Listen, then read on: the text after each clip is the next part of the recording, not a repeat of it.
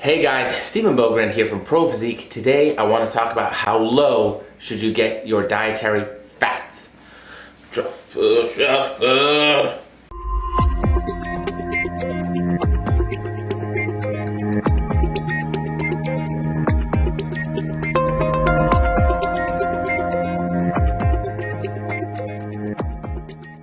So what's up everybody? Obviously by my poor truffle shuffle attempt, you can tell that I was not one of the bigger kids. I was one of these skinny little lanky kids as a child. But to the things at hand, how low should you allow your dietary fats to get during a prep or a dieting phase? Now, there is a very big reason that I am talking about this today, and it's because I'm getting sick and fucking tired of seeing people coming to me eating, saying they're eating 10 grams of fat or 14 grams of fat a day. Now, is this inherently their fault? No, absolutely not. It is somebody who is claiming to have a bit better knowledge base, taking advantage of somebody who, is open and willing to being coachable and following direction. Now, there are some big fucking ticket issues with super low dietary fat intakes, right? Yes, there are. So let's talk about a couple of them. One, first and foremost, something called, vitamins and minerals, right? So we have what we call water-soluble vitamins and minerals, and we have fat-soluble vitamins and minerals, right?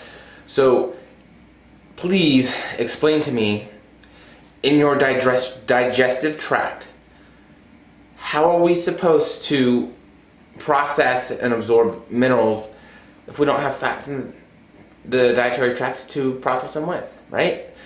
Very simple, right? So we need dietary fats because we need them for fat-soluble vitamins. Yes, okay? The other thing that we want dietary fats for is for hormone regulation and making new hormones, okay? So most of your hormones are what we call steroid hormones, right? Essentially cholesterol based. So we need fats in order to make them, right? Now, Stephen, I have stored body fat. That doesn't always do the trick, especially when you're very lean, right? When you're really lean, your body's not trying to get rid of any more body fat at that point. And so we have seen that some individuals have done some really cool things in research to not eat anything for a while and be okay. And please don't take that out of context and say I'm saying eat, starve yourself, right? That's a very bad idea. They were under doctor supervision. There were a lot of special things. They had them IV'd with this, that, and the other things. So yes, is it cool research? Absolutely. Now, is it something you or I could do? Fuck no, dude. So my big thing is we definitely do not want to have dietary fats dip below a certain point. Here's why. We typically see hormones negatively impacted, and obviously our ability to regulate things can be negatively impacted with an inability to really get those fat-soluble vitamins, right? So where do we keep fats? Now, this is a kind of, there's a little bit of give here, but typically I don't like to go below 20% of my total daily calories from fats, right? That's a pretty safe place. If you're 20% or over, you're in a pretty safe spot, okay? Now, what about when calories are super low and we're in a rough dieting phase? You will not see me go below 35 grams of fat on a training day. So, whereas protein, we know that protein stays steady. There's definitely a bottom end for me on fat where I do not go below, okay? That's 35 grams on training day. It might get just a tad lower for some smaller individuals on something like a refeed day, but that is it. It's one day, right? It's not continual over time, right? That's it. So it's kind of like 20% of calories, 35 grams of fat. Those are my bottom ends. We need fats, okay? Just like we need proteins. What's made of protein? Well, pretty much essentially everything, right? So we should absolutely have bottom ends in terms of our general health and being safe for where we allow our proteins and our fats to go. Proteins pretty much stay steady. That's, like I said, a given. Fats, 20%, 35 grams on training days, right? That's given. Carbs, now carbs, fuck them. You can do whatever you want with carbs. We know that. We know that we can force the body to go into ketosis, right? There's actually been some conversations I've had with some very, very intelligent individuals with lots of letters behind their names who have, theorized or speculated that even when you're eating carbs sometimes in prep, you still have some of those same ketosis-like symptoms, right? And so that even though your carb intake might be a little bit higher, because you're in so much of a deficit, you're actually still in ketosis. Point proven that we don't need carbs. We can get away. So technically we can get carbs to 0 if that's a realistic thing to do. Now, is that necessarily a really healthy thing either? Maybe not for the GI tract, right? Maybe having a little bit of carbs and some fiber is good for things like intestinal health, getting the poo out.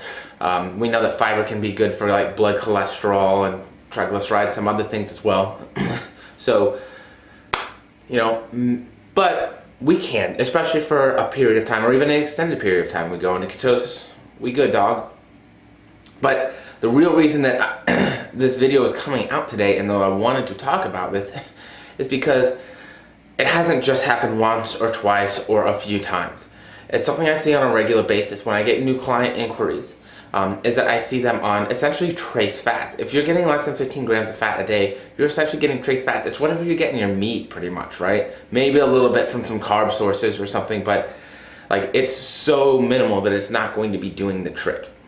And typically what we see is they feel terrible.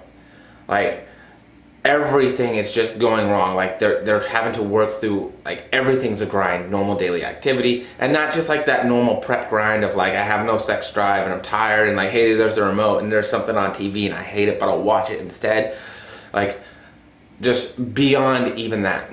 And then typically what I've seen with them is when we raise fats back up to a better place, they actually respond. I've had multiple clients who, when they were telling me they were getting 10 grams of fat a day or trace fats or no fat, right? What happens when we add fat back into their diet is they start responding. They start getting leaner again. Fat loss starts going again. So remember guys, the big thing is that your body likes to be in this place called homeostasis. Homeostasis is a range, right? And so if we're too far above the range, bad things happen. And we see that with, being like extremely overweight, bad things happen. Blood pressure, atherosclerosis, metabolic disease, diabetes, those things happen outside of, homeostasis. Well, bad things happen on this side of homeostasis too when things are too low, right? Bone density is negatively affected, metabolism is negatively affected, on and on and on, right? The list goes on.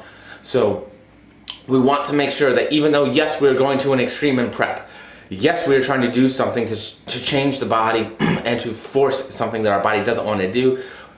No, we don't want to make long-term bad decisions and stay there to where it can have a lasting impact on our health or, a big enough impact on our health to where it ruins things altogether. Guys, I haven't seen anybody die from fats. I have seen people die from things like diuretics and stuff. But I see people years and years down the road, right? And it's still not a pretty situation. So are you going to die from probably not getting enough fat in your prep? You might not die. However, there could very well be lasting implications of that down the road in your future. So be smart, make smart decisions. If your coach is trying to put you on 10 grams of fat, please go tell them to look a little bit further into it to get some good nutritional advice there, because 10 grams of fat doesn't cut it, guys. So that's going to be it for my rant today. Hope everything is well. Have a wonderful Tuesday, and I'll talk to you soon.